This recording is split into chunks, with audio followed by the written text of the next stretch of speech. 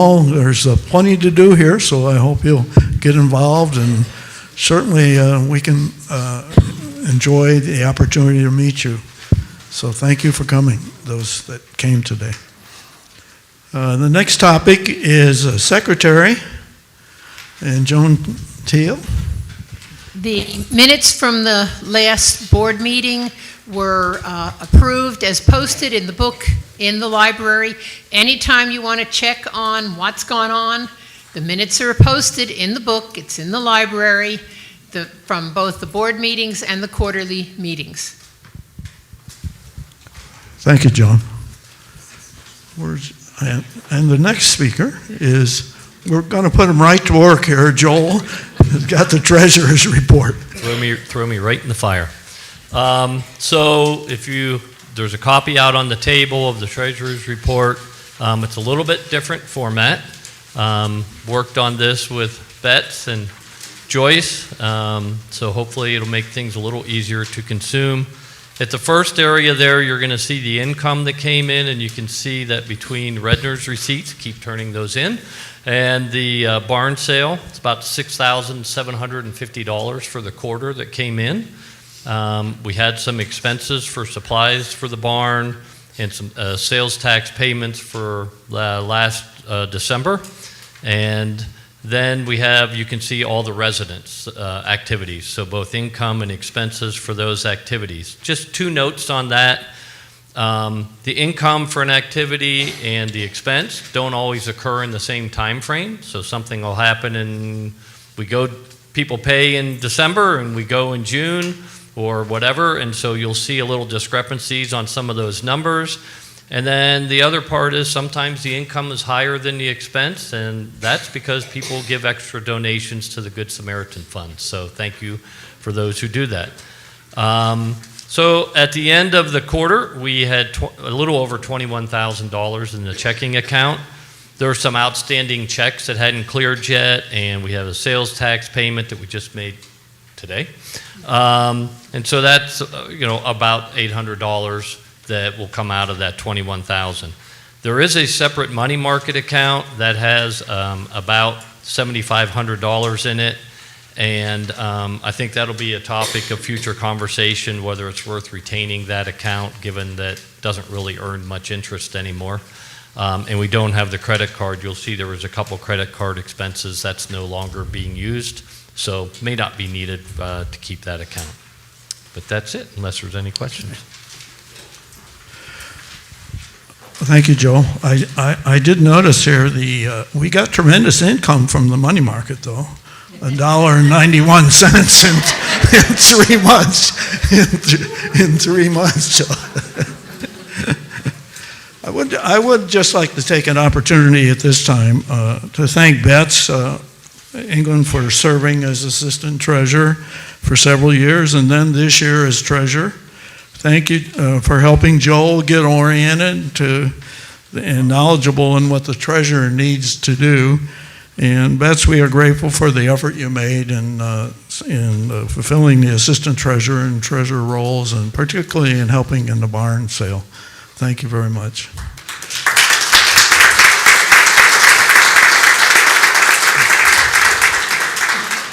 Okay, I see the next. Oh my gosh. We got to welcome our president and CEO for what I know is the first, what I hope is a lot of presentations like this. Absolutely. Thank you, Jim. Thank you for the ILC for inviting me here this afternoon.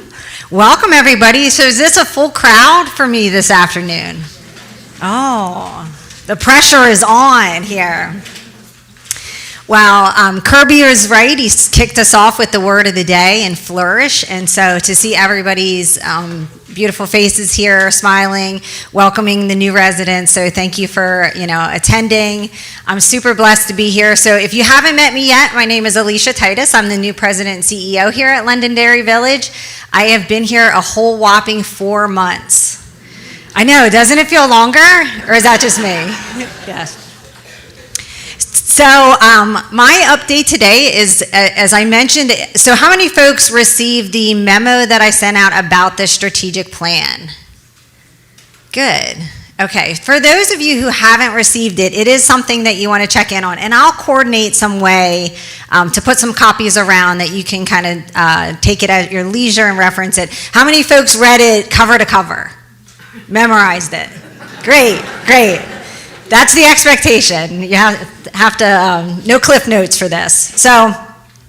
So the one thing that I have found helpful in my past roles is really to define clearly kind of our vision and our guiding light for the organization.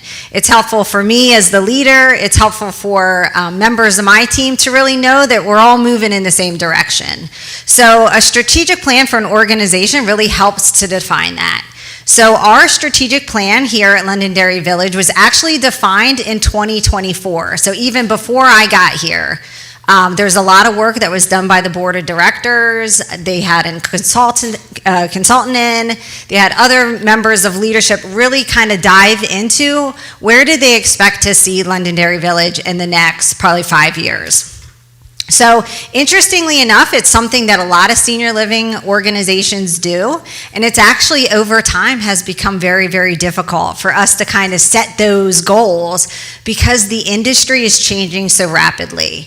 So we had what everybody remembers in 2020 is a big disruptor in the industry. So everybody remembers COVID and the pandemic. And so that kind of changed maybe how we deliver services or what folks are looking for in their retirement years.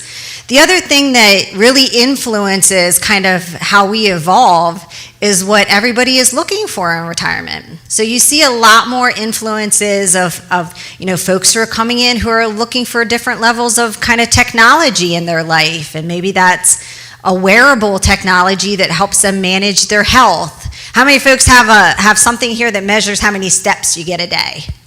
And it tells you when you're sitting too long, right? It gives you it's time to stand up.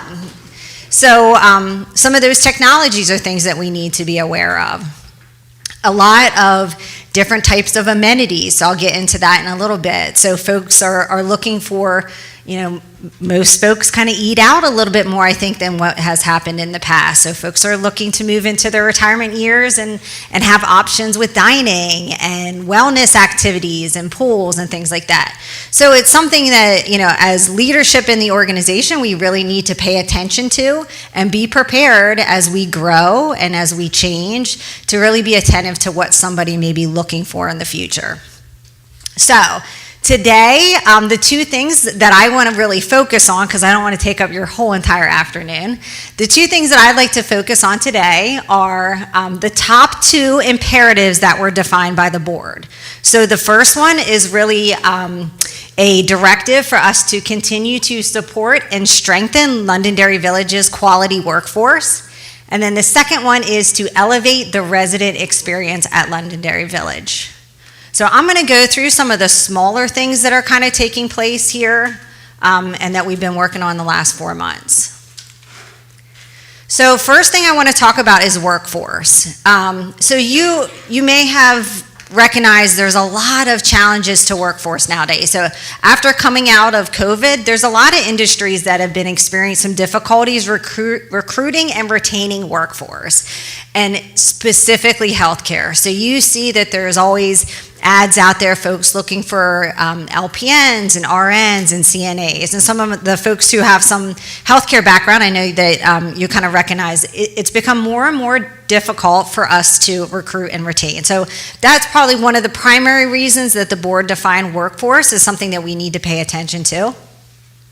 The other thing is, as I mentioned, because our industry is changing so rapidly, we need to make sure that our organization is kind of set up to grow and evolve. So the one thing that I recognized when I joined the organization 4 months ago, so for those who have been here when Jeff Shireman, the previous president and CEO, was here, he had a different kind of leadership structure. So all of what we called the department heads reported directly up to Jeff. So when I arrived, and that was like 7 or 8 direct reports. When I arrived, I found that a little bit difficult for me and my leadership style to really engage and communicate and develop relationships the way that I needed to do as a leader. And so I identified the need to create another level of leadership, which is what we call the leadership team. So, and I'll show you an org chart in a bit, but revising that structure to kind of elevate a few members of the department head teams into more of a leadership role really allowed us to have a smaller group of individuals that can really focus on some of those larger projects. So Francis Glenn, who is a member of the leadership team now, he would be a prime example. As you know, we have Fox Run development, moving on and building. We also have a handful of other really large projects that we need to start to tackle. So you may have heard the future of the Leffler Nursing Care Building is one of our kind of focus areas that we're really looking at. And there's a couple reasons for that. One, the location on the campus and the design of the building can be a little bit problematic. So as you know, if you have a loved one in Leffler, for you to get to Leffler, you actually have to travel through the personal care neighborhood, which isn't great to have through traffic because that personal care neighborhood is someone's home. And so to have a hallway that you're walking through is not great. The other thing is that Leffler Care building is actually kind of at end of life. So I think that was an original building that was built 45 plus years ago. And so while we've done some upgrades, there's some HVAC systems that are probably not great. So we really need to kind of identify, long-term what that looks like. Again, we have future phases for Fox Run, so I'm happy to announce that over the next couple weeks, we'll be breaking ground or moving dirt for the second villa building in our Fox One Phase 1. So that's very exciting. How many Fox Run residents here today? Oh, just a row up here. What? So there's no other Fox Run, it's just the Fox Run row up here. Well, welcome, great. So the other thing, the personal care building also. So for folks in personal care, the current product offering that we have, so all of the units in that area are what we would call suites. And so now if you would shop around and look at other communities, a lot of communities offer some larger personal care accommodations. So that's something that we need to consider. Also, the long hallways and kind of the lack of common spaces can be a little bit problematic in that neighborhood. So that is something that we want to look at as an organization to make improvements in the future to kind of enhance that offering. The other thing, and this is the second imperative on the strategic plan, also talks about enhancing the resident experience. And so that kind of goes back to what I was mentioning about kind of the change in the industry. But that's, folks who are looking for different things into their retirement years, and as they move into a community like ours, they may be looking for multiple dining venues, or they're looking for a larger pool, or they're looking for different types of outdoor activities. And so as an organization, we really need to stay on top of those trends so that we can continue to attract new residents. But again, it's wonderful to see so many new folks, and we really have a beautiful community here. So for some of this, it's just kind of, the cherry on top that we need to be paying attention to. So before I go, is there any questions on anything that I've presented thus far? All right, so I'll keep going. So this here is the new kind of org chart that I wanted to present. So I will be sending this out in another memo format. I just wanted to introduce it to y'all here today.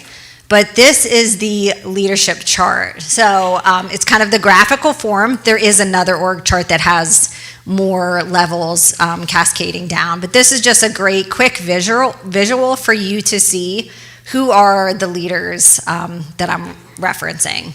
So the yellow bubbles, that would be myself, Henry Brubaker, who's our CFO, Jennifer Ginder, who is now our COO. So Jennifer, in this restructuring, took on a little bit more responsibility. So Jen was primarily focused on healthcare, and now she's kind of expanded a little bit of her purview, and she'll really be overseeing some of the independent living function. So that would be Mary Lee, Pastor Ken, and dining with Karen. So that's how her role has kind of expanded. Henry also did kind of have a little bit more of an expanded role as well in his change. So he adopted the development function with Lisa Thomas. And they already have a lot of coordination because he's the money guy and Lisa's the money girl. So, so that was kind of a natural kind of combination there. And then Francis, who he kind of got out easy on this. He didn't have too much disruption, but he was really kind of positioned as more of a strategic role anyway because of some of his involvement in the large-scale development projects that we have here on campus with Fox Run and other renovations. And then, so one of the most significant changes is Tyler Weber, who is promoted up to the leadership level. And he oversees not only the marketing and sales function, so most of you probably have met Tyler in onboarding and coming into the community, but Tyler now is going to oversee the HR function.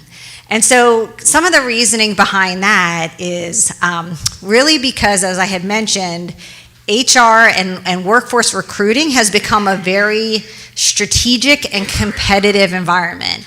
And so there's a lot of times we need to bring kind of the marketing flair, and I say that with all love and respect because I, at heart, am a marketer, and so utilizing kind of social media and technology and all of the digital tools that we have at our fingertips to really reach those audience of quality team members that we need to bring in is becoming very, very important. And so Tyler's going to bring his team and his expertise, and it really marries the marketing team and the HR team closer together with this new structure. So how many folks have seen this ad? No, great. So this ad here on the your right side of the screen is an example of what we talk about with that strategic marketing and social media campaign. So that is an ad that was posted on Instagram. So when you see at the top corner there, I know this is pretty small, so I apologize for that. The top corner there where it says sponsored, this is, back in time you would have advertised in the classifieds, right? Or you would have, put job postings out in the paper, and maybe you would paid a little bit more to have a bigger ad than you would have. So this essentially, when you sponsor an ad, you're paying for the bigger ad. So you're paying for this to be presented to folks who may want to come and work here. It's very sophisticated and interesting. If you ever do any sort of online shopping, maybe you look at a pair of shoes at JCPenney's, you look at a pair of shoes. You may notice as you float around the internet to different web pages, those shoes keep showing up. You keep seeing them everywhere. That is a form of marketing. They call it geofencing. I'm getting a little technical, but it's super interesting. They call it geofencing, and it's a way for you to really hone in and target your market. And so those same type of advertising strategies that big box retailers do to you, we can do for team members, and that's what you're seeing in some of those ads. So once you click on it, we'll follow you around and keep showing you the same ad until hopefully you click through and come and apply to work at Londonderry Village. So another interesting thing that's happening in the workforce space for us would be this fancy slide. So this is, I do not expect for you to be able to kind of understand and read all this. I just wanted to show it as an example. I'm really excited. So as we were talking through and kind of understanding the experience that new team members have when they come onto campus, we do orientation. So HR orientation, it's 2 days. You all may have seen it happening. Sometimes it's in the art room. We take over the art room and bring team members in, and there's different things that we need to train and have paperwork signed off, and we educate them about our culture and the organization. And so we recognized as, leadership team and kind of department heads discussed the lack of really good space on our campus to do that well. So the current HR office is down this hallway here. It's kind of tucked back in. It's difficult for folks, if you're a new employee and you're coming onto campus, you're like, where am I going, right? It's way far away from the main entrance. It's kind of tucked away. There's no good close parking. There's no great training area, so it's a conference room that doesn't have windows. So all this to say, we, Francis and I, he was showing me around kind of the crevices of the community and all these different spaces, and we came across an area that was currently being used for storage. And so, beautiful, big area. It used to be the former daycare, childcare. So does anybody know where that's at? Okay. So that was an area that was just kind of holding some storage, stuff that was kind of moving around. And so we said, what if we turned this into the HR office? And that way, there's a dedicated entrance, there is very clear parking out front, there's a nice big training area. So that's what this is. So training area, and really what we want to do is kind of make that first impression, really wow folks. And some of this is, it's the ability to tell a story. So I have some just example of what a graphic wall may have. So in that area, we're going to put our mission statement there, and we're really going to have it front and center of who we are as an organization and what our beliefs are. And that helps us really to kind of solidify as folks coming in, really, really what this community is about. The other thing is it's just bright and exciting. We needed to create some other office space. We needed to create the Relias Lab is kind of a new initiative for training. So again, we used to do in-person training, which I think it used to be in this room, probably, or in Stoneback Pavilion. But we used to do in-person training, and that can be challenging for some of the healthcare neighborhoods where they have to have staff. You know, you can't just take people off the floor for a couple hours to do training. You really need to be intentional about it. And so we decided to move to an online platform. This allows some flexibility for training. And so we created a dedicated space that really lets people be able to sit, get comfortable. They can ask questions to the HR team that's located right there. And it really will help us kind of keep on top of our training and move things forward. Any questions on anything that I've presented up to this point? What does everybody think of this concept? Where is it exactly? So it used to be childcare, so close to Barty Haven. So do you know where Barty Haven is? The old wood shop, I'm being told. Okay, that sounds like that's a okay. So it's interesting. So when you're coming through the community, did I turn this off? No. When you're coming through the community, and you pass Whedon entrance on your right-hand side, and you keep going like you're going to the greenhouses. If you look over, it's to your right, and it's got its separate entrance. It's got 2 pillars to go in. It's very identifiable. And again, that's also great for new team members who don't know where they're going on campus to be able to, easily park their car, come into training, come into orientation, and have a really good first impression of who we are. All right. Well, since I don't have any more questions, no more questions? I'll keep rolling then. Oh, okay, so now we're moving on to amenities. So this is the second imperative. So the board has really directed us, to elevate and enhance resident amenities for both current residents and future residents here at Londonderry Village. I know, I put this on. This is not what we're thinking of doing, unless you all want to. I'm happy to find a location for it. I put that there really on purpose because, there'll be a couple slides of this. We are going to get into a lot of resident engagement and feedback process. So I would encourage you all to fill out surveys when they come through, attend focus groups. But I wanted to put this out here first because I want us to, blue sky thinking. Does anybody know what that means? Blue sky. So it's really, it's some of the things that we struggle with, even as a leadership team is, and we talked about this, we're really, building new space we expect those buildings to be around for another 40, 50, 60 years. So you don't want to build the space for right here and now. So some of this is, as we look at future amenities, what are the possibilities?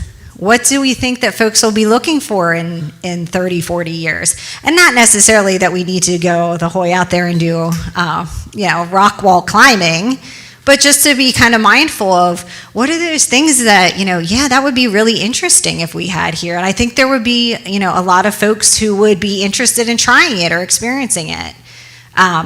So I think people, pickleball was some things that I don't even know if we heard about it 10 years ago. Didn't, I'm sure it was probably around, but now it's very popular. So again, as I mentioned in kind of my opening remarks, senior living is becoming very competitive. So I'm sure before, everyone chose to move in here, which we're super thankful for, you probably looked at other communities, and all of those communities had something different to offer, kind of a different feel.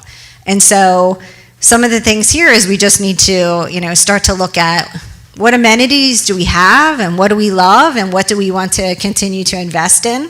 What are those new amenities maybe that we want to consider bringing here? So even in my first 4 months, there's a couple of things, a couple points of feedback that folks have given to me as I have kind of milled around the community or attended different events. And so some of those things, and it's in different places on the slide, so I'm kind of jumping around, I apologize. But, looking into our dining, looking into some of our spaces to really enhance what we currently have. So I wanted to point out a couple things that we're considering, and this is even before we got into any resident feedback.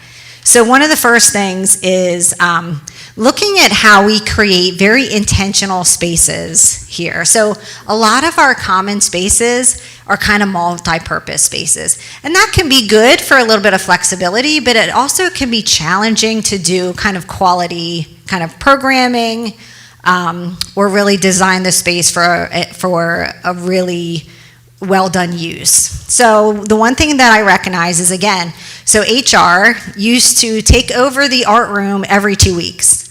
So I'm sure if you were a resident, you were looking to get into the art room, there may be on one side of the room this whole orientation group going on, and then maybe you didn't feel comfortable coming in, or there was things disrupted in the area. So really what we talked about is the creation of that new HR space allows us to move out of the art room to really focus on the programming in that art room to be used as an art room. So that's one thing that's kind of once the construction is done. And Francis, what's the timeline on the HR space? The relocation will happen about the middle of May. Okay. It'll be done at the end of this month, and then we have the transition time. Great. So Francis and his team are phenomenal and kind of moving things forward. And so by probably the end of May, you will no longer see the orientation in the art room. So that'll be exciting. Will be the HR team will be in their new space.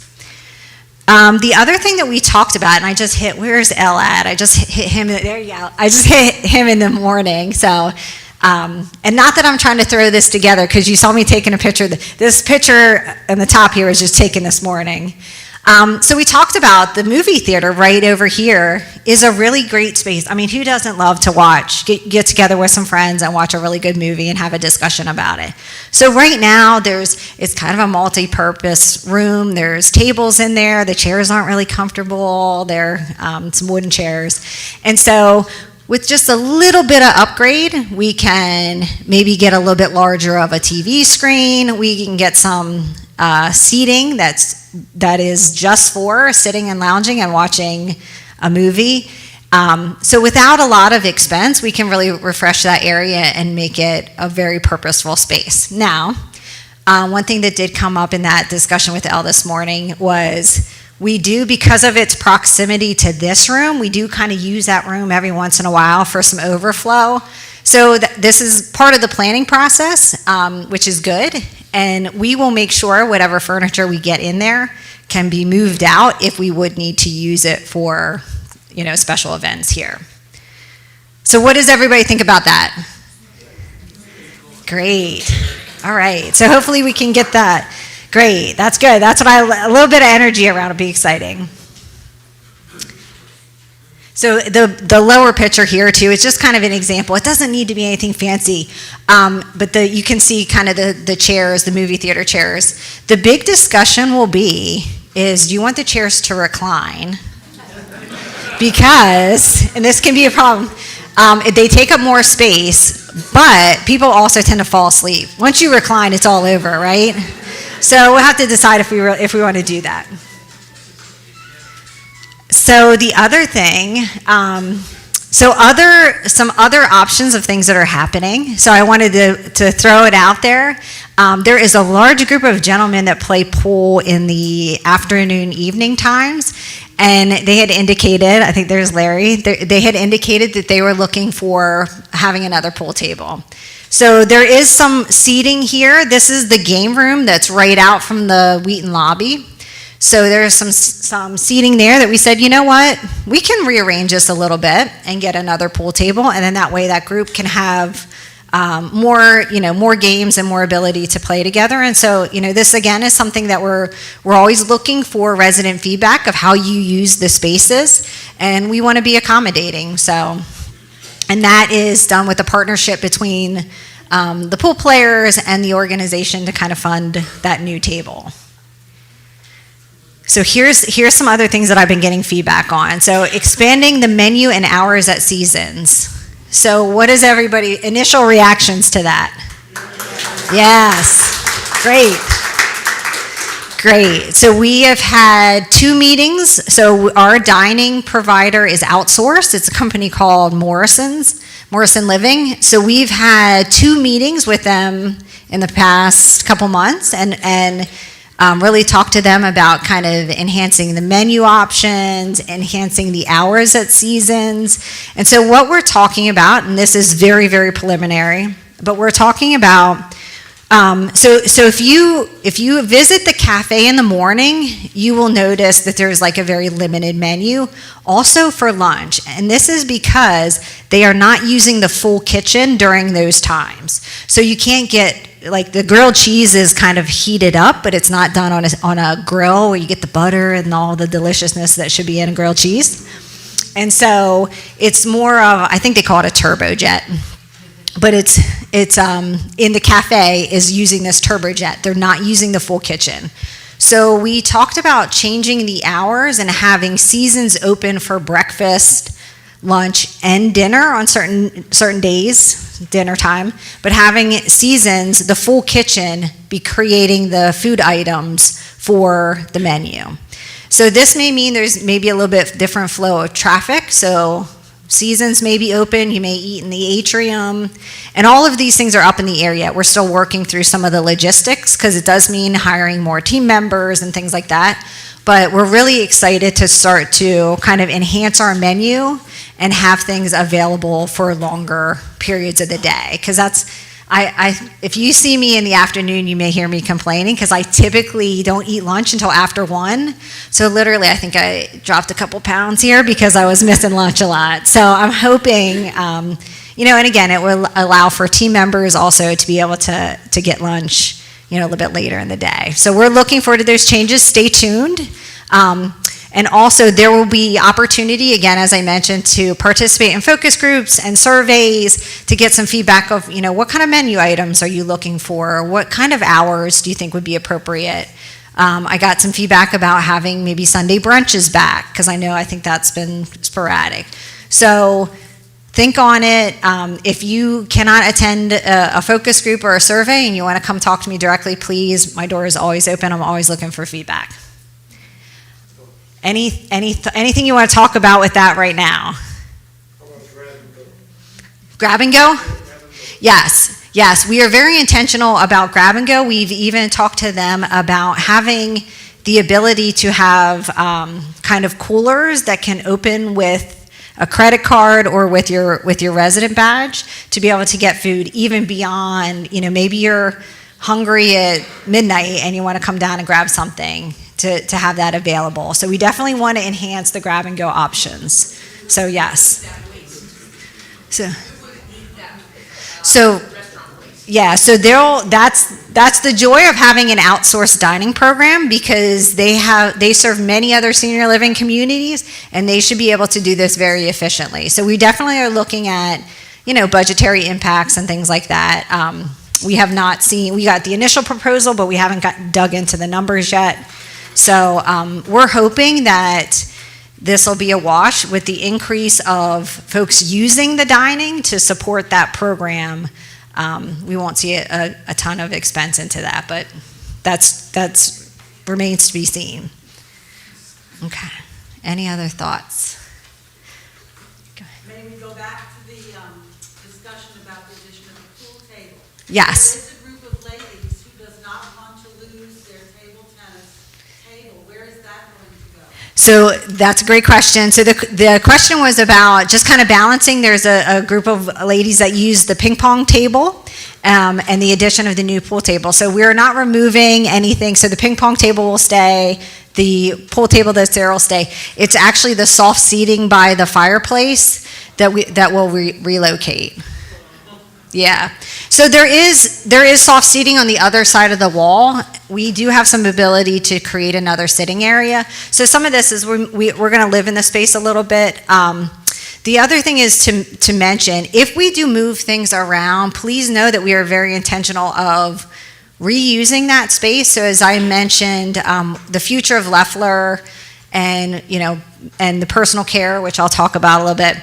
Maybe we don't need that table, that four top with the four chairs, and so we would take that and move that over to another area. Also, Chairs also for seating. yes, Elderly. yes. So you've been taking more and more chairs. We Shows we end up having 2 chairs. They have no place for them to sit when they're waiting for their shoes to pull. yes. None of us shuffleboard or ping pong or playing cards there we do on Saturday and Sunday. So there will be, and I know some of this change, there's going to be a little bit of disruption as we start to kind of evolve all of our spaces. So we will be very intentional to make sure if you're looking for an area to play cards, there'll be a suitable area to play cards. If you want to put a puzzle together, there'll be an area where a puzzle can maybe sit out for multiple days at a time. So if we take something away, we will be very intentional of making sure that there still is, area for folks to sit and gather. I mean, that's number one on our priorities, not to limit the common areas. That's the beauty of this community. It's one thing that I recognize here coming in, is that there is such a level of connectedness and togetherness as a culture of who we are, that we don't want to limit that. So we will be very intentional of kind of where we put tables.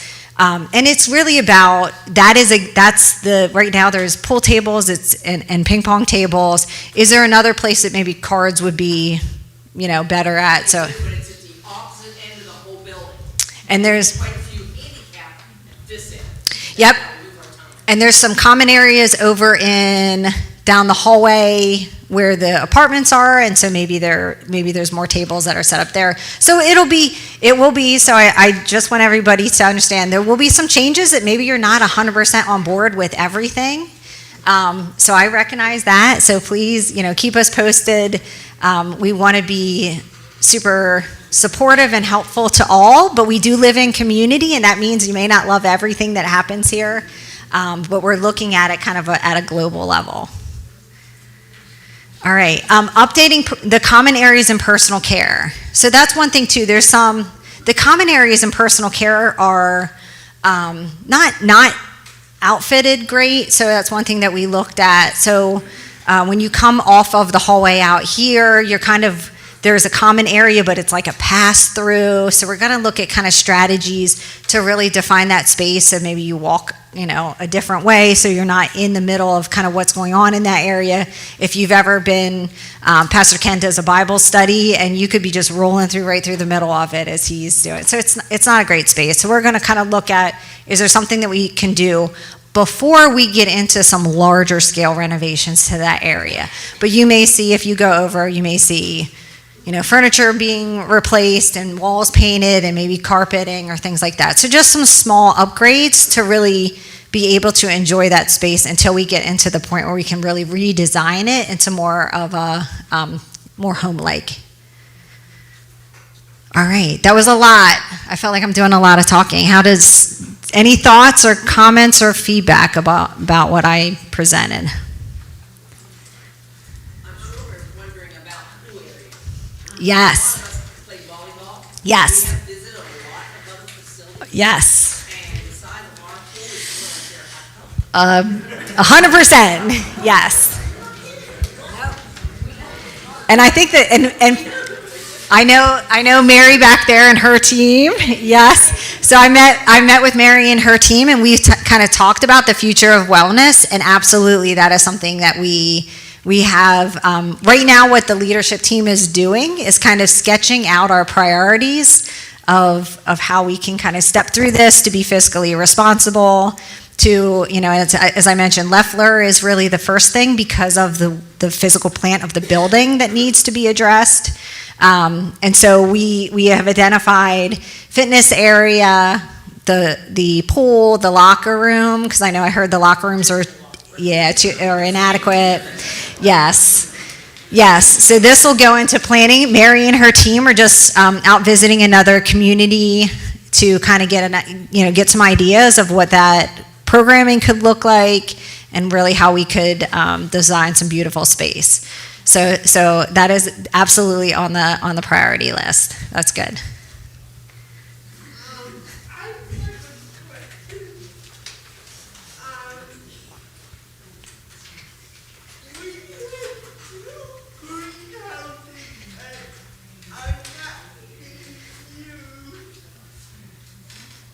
Excellent. Yes, good question.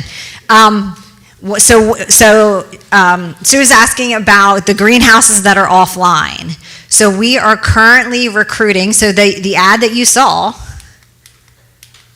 right here, so that is specifically for the greenhouses. So that was a priority that the leadership team and I identified, is really the need to get those 2 greenhouses back online. So we are in the process of hiring. So what the plan would be is, once we get the 2 greenhouses back online, is to move some of the residents that are currently in Leffler over into those greenhouses if they choose, and then start to maybe empty out some wings to get in and do some light refreshes, because we do recognize there will be some larger building projects related to skilled nursing, but it's still, those plans haven't been developed. So we know we're still, 3 to 5 years out. So we want to be able to utilize the greenhouses, because that is the ideal care, environment. And so we want to really be able to use those. And then also kind of freshen up the Leffler neighborhood while we can. Good questions.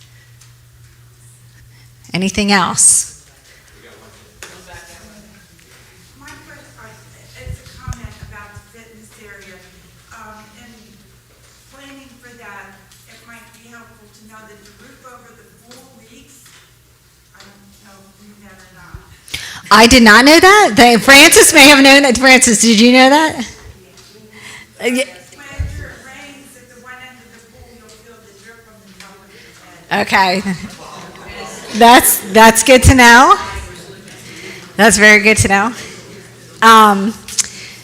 Yeah, more than likely we've kind of talked about this, more than likely the addition of some of the larger amenities, so if that could be, a new pool area, new fitness area, will more than likely be in a different area on campus, because that current space is just not adequate and we can't go out. So there's been, I think, and this may have been presented years ago, so Kettering Court, so some of those homes were not sold or not filled because that was the identification of where the new amenities kind of common area would go.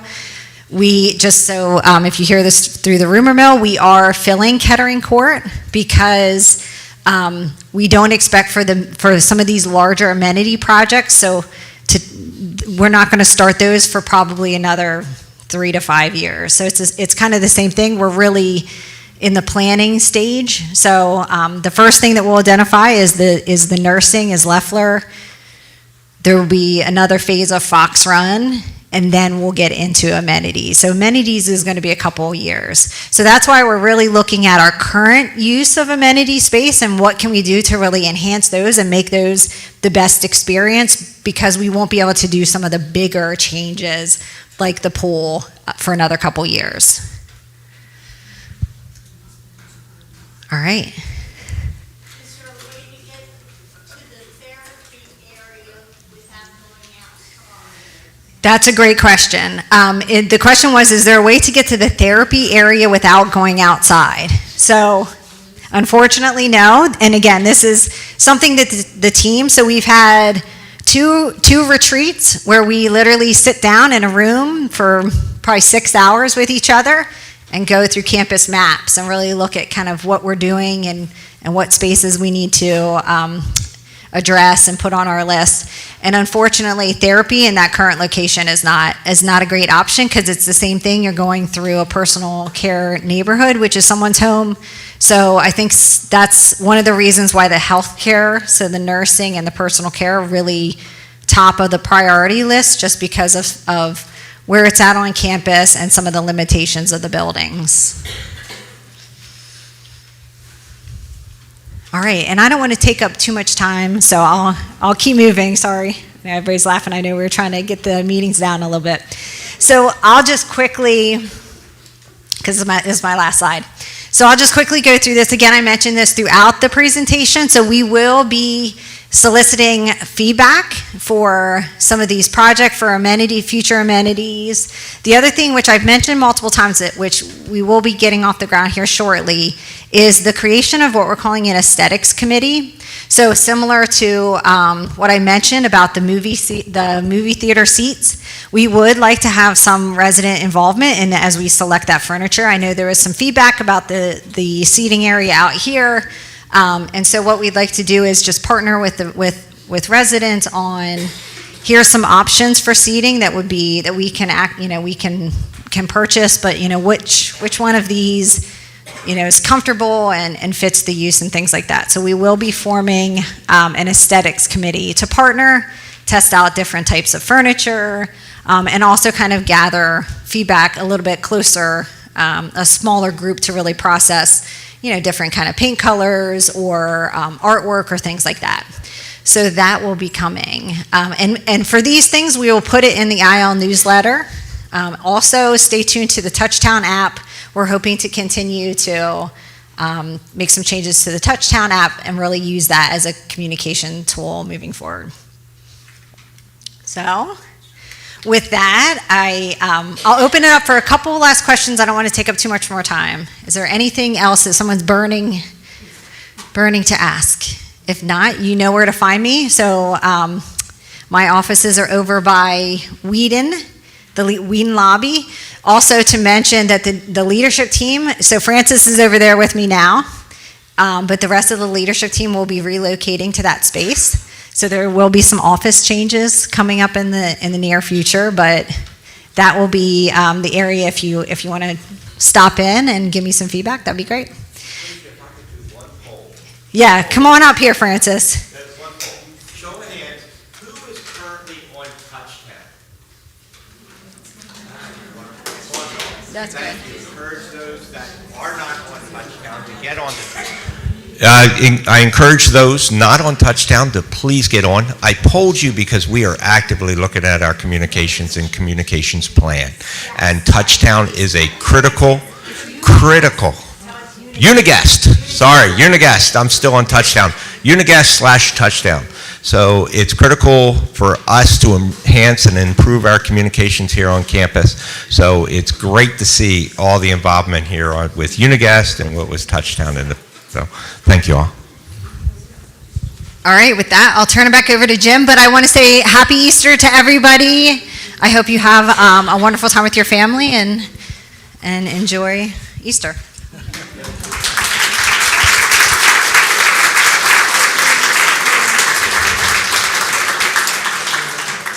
Well, we knew when we were getting a new CEO that there would be some changes. Wow. And by the way, Alicia said, how much time can I have? And I said, maybe 10 or 15 minutes.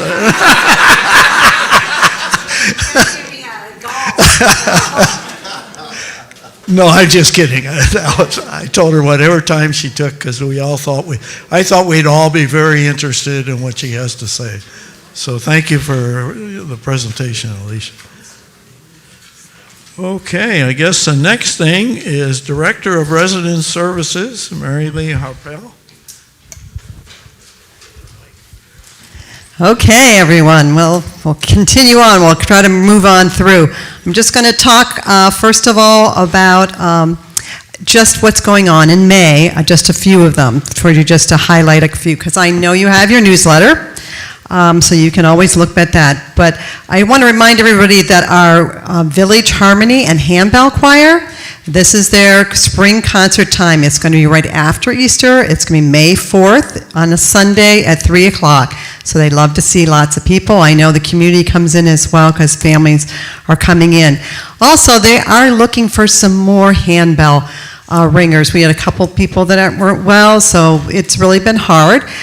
It's easy to do. They're trying to get people to show up to an open day where we just try it for fun. It's in the newsletter, but it's the 9th at 11 o'clock. Anybody can come and pick them up and try it. It isn't, you will be able to be taught. They can train anybody to do it, so enjoy it. It's actually really fun and great for the mind to be using your hands, and that's actually very healthy to become a bell ringer. Thursday the 8th, Andy Roberts is coming with his bass, cello, and 4-part harmony. He's bringing some really neat vocalists coming in, female, that would be putting on a really nice concert for us. And so that's on your calendar, the 8th at 2 o'clock. It'll be an exceptional sound that you'll get to hear that day. The 19th, we have someone who's visiting and coming through to this area, so they're dropping in for a free will offering program. It's Robert and Martha May. They are a husband and wife team. They were trained in Juilliard School. They were in New York City for about 10 years and have relocated down into Nashville, but they're coming up to visit in this area. So they perform, he's the vocalist and she's the pianist, and they're putting on more of a, I would say more like a hymn style kind of program, and there's beautiful music. I've heard them on their voices on the computer. But it was nice of them to stop by and come this direction. He is a coach at voice at Belmont University, where he's headed down there. But so that'll be nice to put on your calendar for something to stop by. What we're doing that after the Village Insider, where Francis is having that program. So if you just want to stay seated at about 2:15, right after that program, we'll be doing that drop-in from those folks from Nashville. The 21st of June, way out, but we put it out early because that's the Parkside Harmony 10th anniversary that we're planning to go to, and we had to book tickets early. So we're into the second bus, but it's not filled yet. So at this point, we're going to be soon opening that to families and friends that will fill the bus. There are 2 buses going to the Forum in Harrisburg. It should be a great concert since we were their first program. They've now reached 10 years, and they are definitely award-winning group. That's the Hershey Parkside Harmony. Tickets are $25, and we are riding our buses. Okay, another thing is because the newsletter, we're looking at the newsletter, you're reading it all, and we know it's getting thicker and thicker all the time.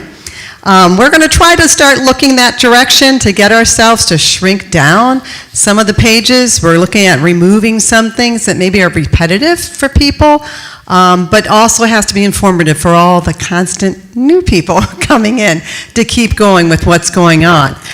So watch changes. They'll just keep coming over time. We're just going to keep working at it, and then so life keeps progressing. I'm sure we'll get some more guest involvement in there. It is located on the already on our website, so we'll start using everything we can to try to reduce our paper.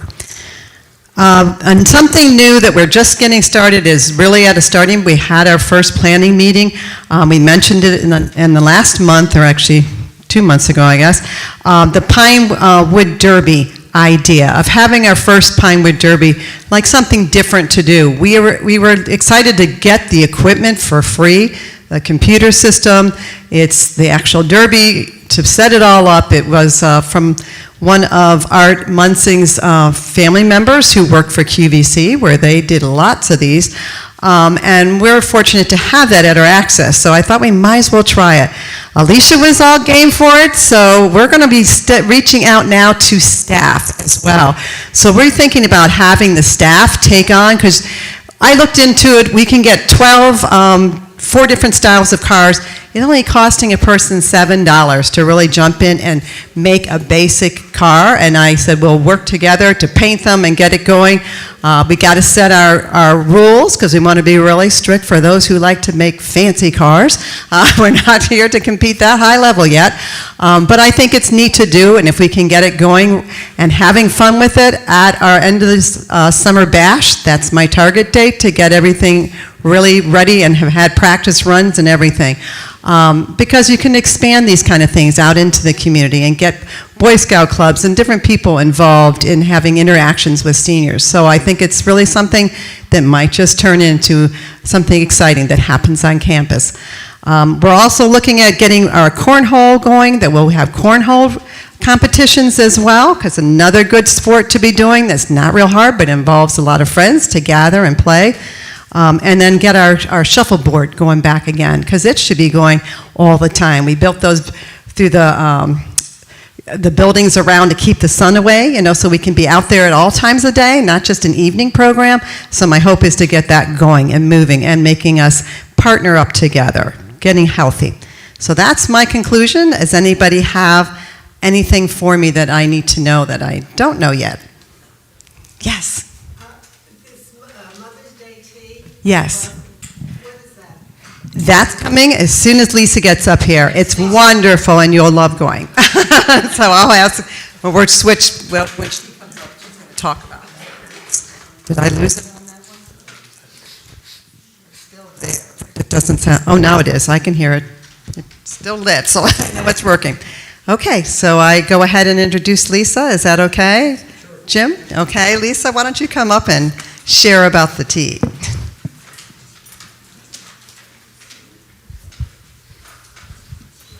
Well, good afternoon, everyone. It's wonderful to see such a full room and everyone's smiling faces. I wanted to just first of all remind that we have the Buddies Society dinner soon approaching. That's coming up. It's our annual appreciation event for active members of our Buddies Society, and that's on Tuesday, April 29th. So we're looking forward to a wonderful evening and expressing our gratitude to members of the Buddies Society who bring support to our Good Samaritan Fund. So please, if you're a member, make sure you check your calendar and note that Tuesday, April 29th here in the DiMatteo Worship Center and Fellowship Hall. Also coming up, our butterfly release and the Garden Tea Party, Mother's Day Garden Tea Party, Saturday, May 17th. We are currently taking RSVPs for the attendees at the garden party, as well as sponsors for the butterfly release. The deadline for that is May 9th, so you still have plenty of time to sign up if you haven't yet. The garden party will be held at the Stoneback Pavilion, and this is an event, if you think, you come for the high noon tea kind of thing. So we'll have your typical garden party, things that you'll want to have as far as food selections. Of course, we'll have tea there for the tea party. And we are going to play some games and have some door prizes, and we'll also be giving away the special prize for that person that comes. We're encouraging people to come darn in their best attire. Come with your hats and we talked about flourish, so you want to bring your flourish in your hat. And we'll have some fun that afternoon with some bingo and some high-low and some other games that we'll be doing. Before we head up to the Sure Family Play Park for the traditional Mother's Day celebration and the butterfly release, live butterfly release that we do. So the garden tea party is at 11 and the butterfly release starts at 1. You can do one or both, one or the other or both, but all are welcome. And again, deadline is May 9th, and if you have already supported that event for this year, thank you. And if you haven't, we encourage you to come out and have some fun with us. It's always a lovely day. The other event that's coming up on Saturday, June 21st is our Summer Barbecue Bash. How many of you saw in your newsletter, or in your IL mailbox, the newsletter and flyers? So we are currently taking pre-orders for the barbecue pork and barbecue chicken dinners, $14 each, and your tickets will be mailed to you whenever you do purchase those. So we're encouraging you to do that upfront with pre-orders.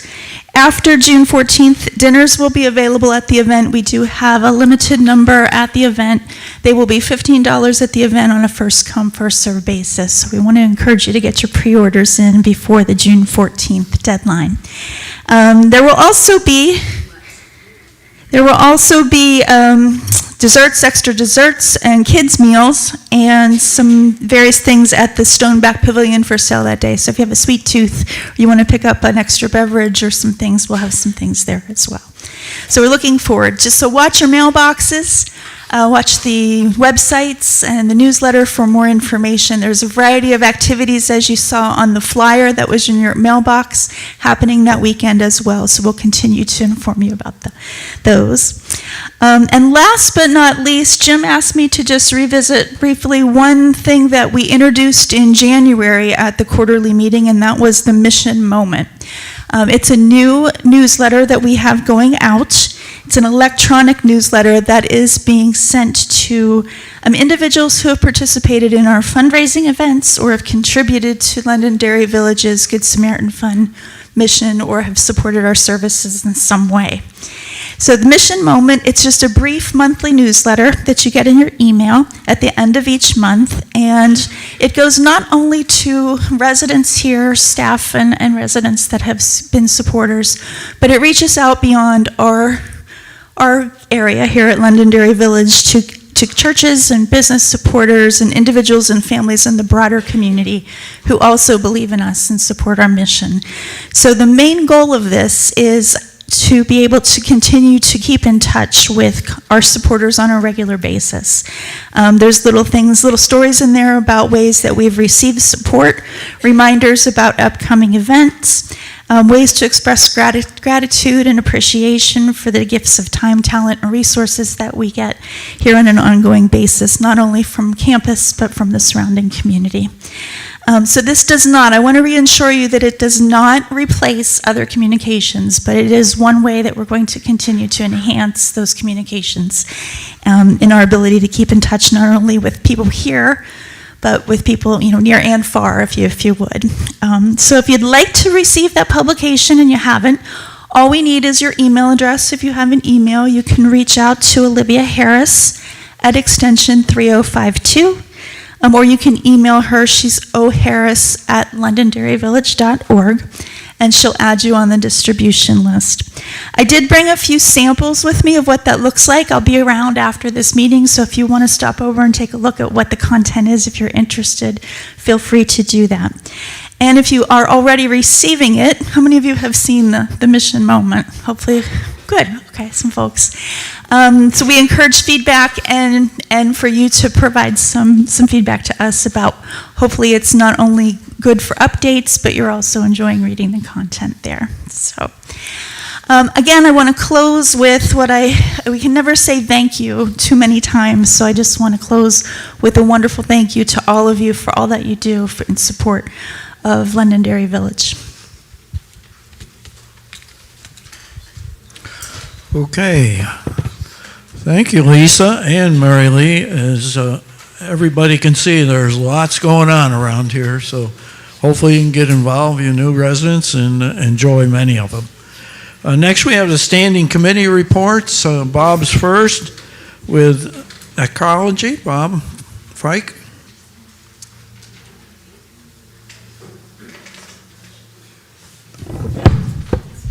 Well, mic works. Thank you very much. I just wanted to say this is a time when we pay a little honor to the people who were residents here and have passed on. And I'll start with the January people. Pardon me. Janet Rode, she was born July 4th, 1942. She passed away January 1, 2025. Eva Gelston, born January 12th, 1925, passed away January 2nd, 2025. Mary L. Adams was born August 7, 1935. She passed away January 6th, 2025. Barbara Schuhart Bart was born March 29th, 1929. She passed away January 7th, 2025. Pardon me. Doris Cresswell was born August 13th, 1927. She passed away January the 8th, 2025. And Pauline Shadell, born November 25, 1937, passed away January 16th, 2025. And in February, we had Clifford Lord Jr., was born October 26, 1924. He passed away February the 9th, 2025. Cliff Lord was one of those special people. He came to the men's Bible study, and as his last name says, his last name is Lord. And so he'd walk in and he'd say, well, the Lord is here, we can start the Bible study. So that was how we mostly remember Cliff. Nancy Bucher, she was born August 29th, 1946. She passed away February 16th, 2025. Anita Wenrick was born October 17th, 1948. She passed away February 20th, 2025. Russell Lingle, born December 29th, 1939. He passed away February 23rd, 2025. Keith Salter, born March 5, 1946, passed away February 24th, 2025. Mary Umberger, born June 27th, 1932, and passed away February 26, 2025. And for March, we had Marna Forey, born September 15th, 1947, passed away March the 6th, 2025.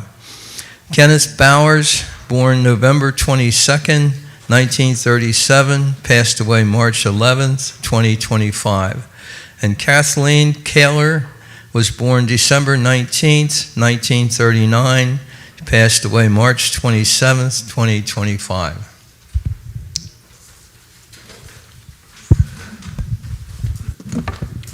Thank you, Bob. Next topic is barn sale, and Ivan.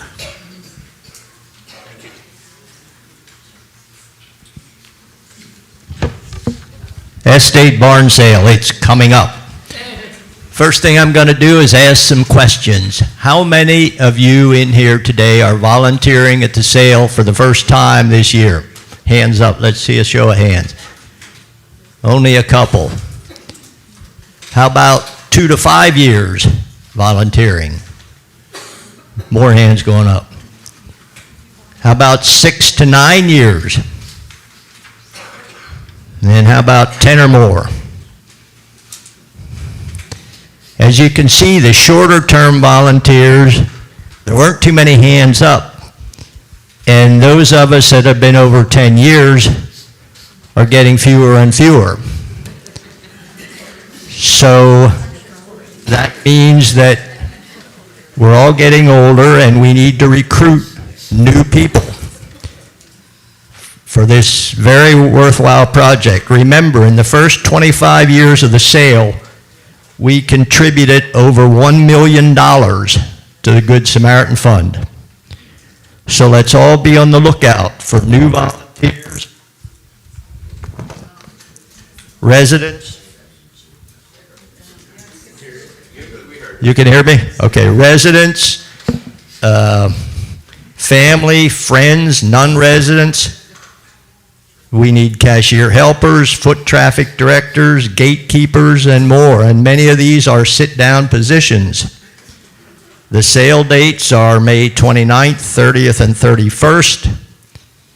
And those of you who are doing shifts, I urge you, if you can do it, do some extra shifts, especially Thursday mornings and Saturday morning. There's also a pre-order sheet floating around for milkshakes. And those should be gotten in by mid-May. he needs so many in order that we can have milkshakes. Please see me after the meeting if you can volunteer, or attend the Estate Barn Sale meeting tomorrow, April 15th, in this room at 2 o'clock to find out more. And if you have questions, I'll take the questions tomorrow.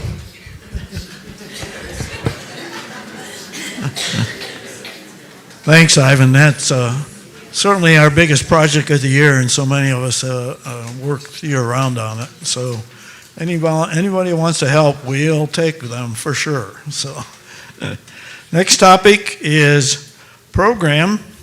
Cynthia will give us a little rundown of what's happened there.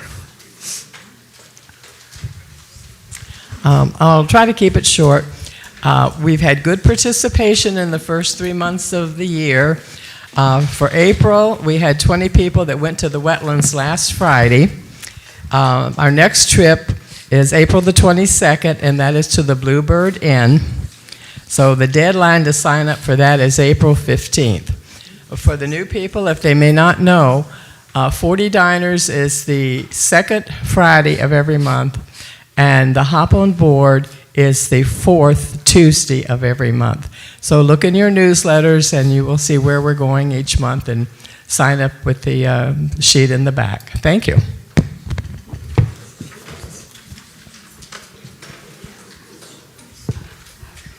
Next topic is grounds report, and Kirby volunteered to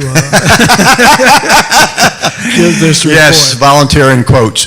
I'm going to make it brief, as I was instructed, but there are some changes, so we want to be sure that all the residents understand them. Actually, Jim took some of these minutes. So our meeting is tomorrow, grounds meeting, and so hopefully not too much will be changing then. But concerning staff, our meeting in March, we only had we still had 3 of the 5 grounds people unhired, not hired. We were still working with 2.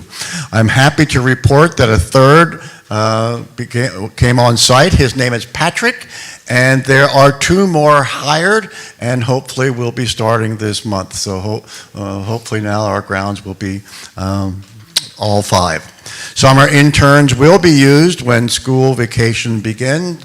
Not sure the number yet, but we're planning to use the summer, the kids, and get them to work. New volunteers help with mowing, and we're always eager to have volunteers, and also a volunteer to collect the snow stakes. And I think they've all been collected, and therefore it cannot snow anymore. On the grounds policy, Tracy will meet with new residents at the same time that Shope does. Shope for the interior of the residency, and Tracy for the vegetation around the plantings. A standard has been established for the number of plantings in the front, side, and back of the residence, which Londonderry Village will plant. Secondly, Strouser has been contracted to maintain the vegetation all around each residence. This includes trimming shrubs and pulling weeds. As per Tracy's article in the newsletter, residents have 2 options. They may opt to maintain their own by contacting her, and she'll place their name on a list for Strouser, and Strouser will walk on by. On the other hand, if you don't call her and inform her, then Strouser will be taking care of your residency front, back, and side if you have it. Mulching will be done by Strouser around all residences, and as in previous years, flags may be used and inserted by a resident if they don't want a particular area of their plots and siding in front and so forth mulched.